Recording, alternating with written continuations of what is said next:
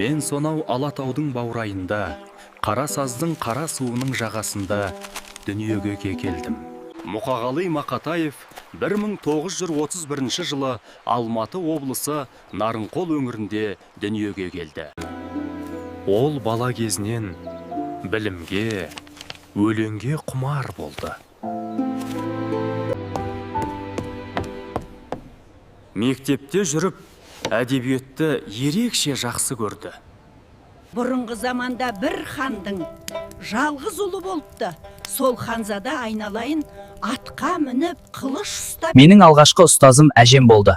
Ол маған ертегімен бірге өмірдің де сөздің де құдіретін үйретті.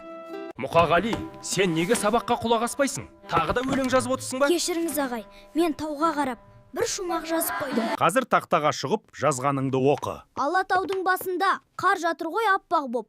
Күн шуағы шашылса, бұлақ ағар сарқырап. Қарағым, сен ер жеттің. Анаңды, қарындастарыңды қорға. Өлең жазуды тастама. Әкемді соңғы рет көргенім сол екен.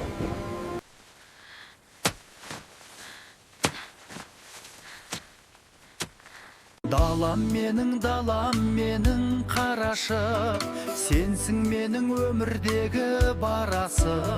Жас ақынның жүрегінде жыр оты жанды. Ол халықтың мұңын, елдің үмітін жырлады. Оның өлеңдері елдің жүрегіне жол тапты. Мұқағалы шынайы сезімді жырлады. Мұқағали, мына өлеңің тамаша. Жүректен шыққан соң жүрекке жетерді. Ол көптеген өлеңдер мен поэмалар жазды.